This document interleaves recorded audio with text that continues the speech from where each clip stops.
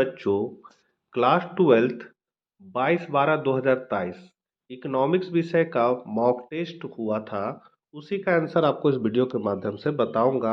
इसके पहले mock test 1 का भी मैंने वीडियो डाल दिया है, उसका भी आप लोग आंसर चैनल के प्ले लिस्ट में जाकर देख सकते हैं। चैनल पर पहली बार है तो जरूर सब्सक्राइब कर ले और अर्थशास्त्र के बच्चों को यह वीडियो जरूर शेयर करें। ये जो इकोनॉमिक्स है, आर्ट साइंस कॉमर्स तीनों के लिए सेम है।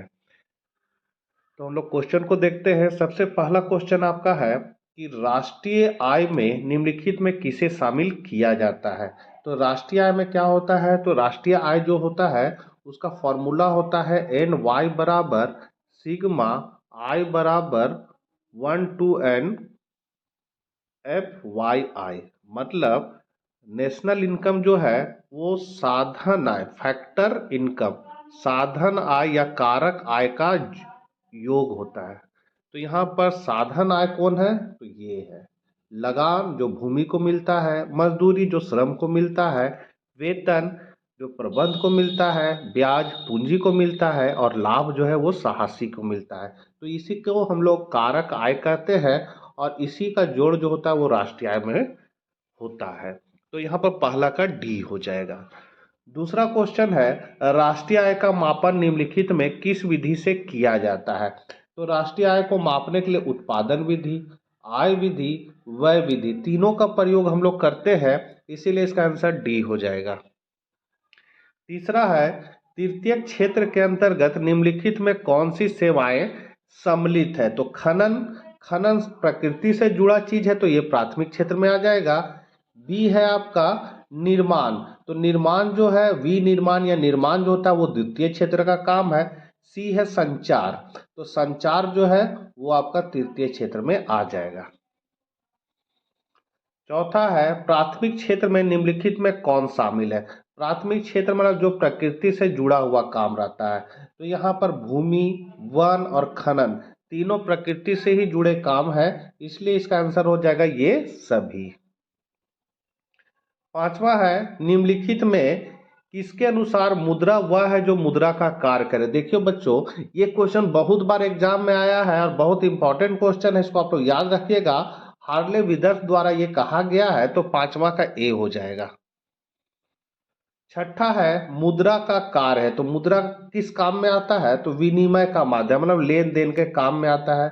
मूल्य का मापक होता है, किसी भी चीज के मूल्य की जो जानकारी होती है वो मुद्रा से भी हम लोग माप सकते हैं। जैसे पेन 5 रुपया का, पेंसिल 2 रुपया का, किताब 20 रुपया, तो ये सब जो है वो पैसा से ही मापा जा सकता है, मुद्रा से मापा जाता है, इसलिए मूल्य का मापक है। फिर है मूल्य का संचय, मतलब पैसा को हम लोग क्या कर सकते हैं, जमा करके रख सकते हैं। तो ये तीनों कार्य है, इसलिए आपका सही आंसर हो जाएगा डी, ये सभी।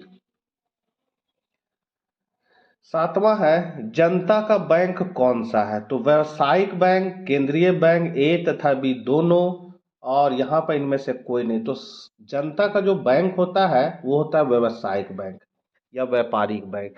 मतलब हम लोग को जितना बैंक नजर आता है सब व्यावसायिक बैंक है या व्यापारिक बैंक बोल सकते हैं।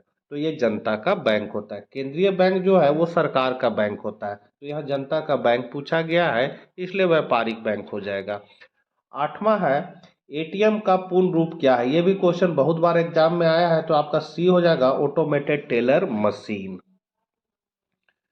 केंद्रीय बैंक द्वारा कौन सी मुद्रा जारी की जाती है। तो केंद्रीय बैंक द्वारा जो है वो क्या होता है, तो चलन मुद्रा जारी की जाती है। तो नौवां का आपका ए हो जाएगा चलन मुद्रा।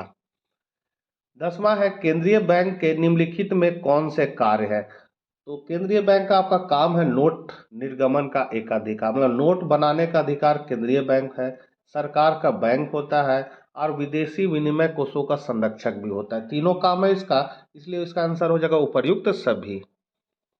11 है रिजर्व बैंक ऑफ इंडिया की स्थापना हुई। तो देश का जो केंद्रीय बैंक है वो रिजर्व बैंक ऑफ इंडिया है। इसकी स्थापना 1 अप्रैल 1935 को हुई थी। ये भी क्वेश्चन बहुत बार एग्जाम में आया है। देश में कागजी नोटों को कौन जारी करता है। तो कागजी नोट को जो है वो केंद्रीय बैंक, मतलब नोट जारी करने का अधिकार किसको है, तो केंद्रीय बैंक को है। केंद्रीय बैंक कौन है हमारा, तो रिजर्व बैंक ऑफ इंडिया है। तो कागजी नोट जारी कौन करेगा, केंद्रीय बैंक।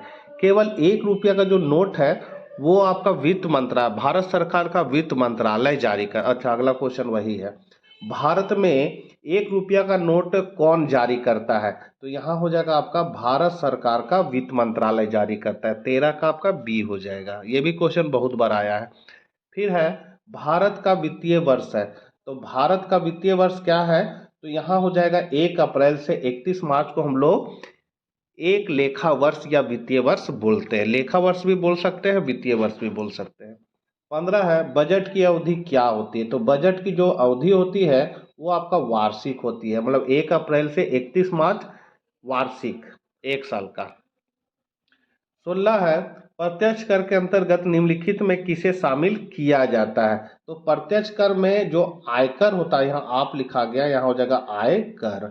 आयकर और उपहार कर ये दोनों जो है वो प्रत्यक्ष कर आता है, इसलिए आपका आंसर हो जाएगा सी, ए एंड बी।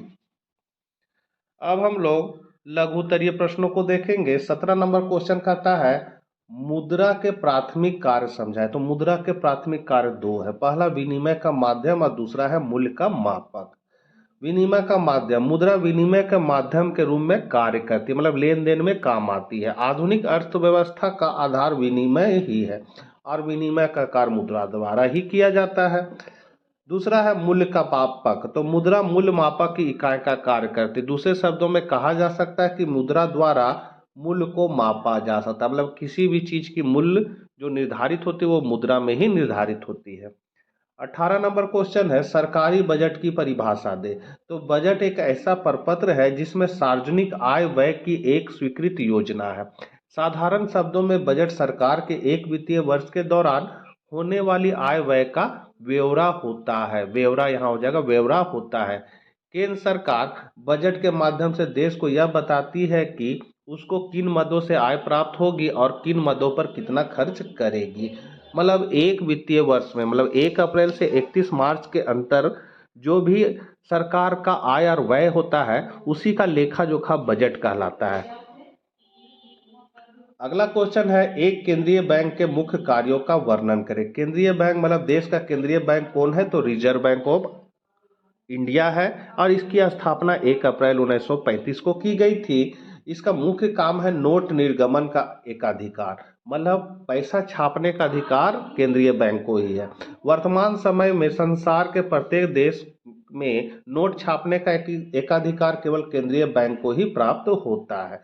दूसरा है सरकार का बैंक, मतलब ये किसका बैंक है? तो आम आदमी का ही बैंक नहीं है, ये सरकार का बैंक है, सरकार ही इससे लेन देन कर सकता है। तीसरा है बैंकों का बैंक, सब बैंक का बॉस कौन होता है? तो केंद्रीय बैंक होता है, इसीलिए इसको बैंकों का बैंक बोला जाता है।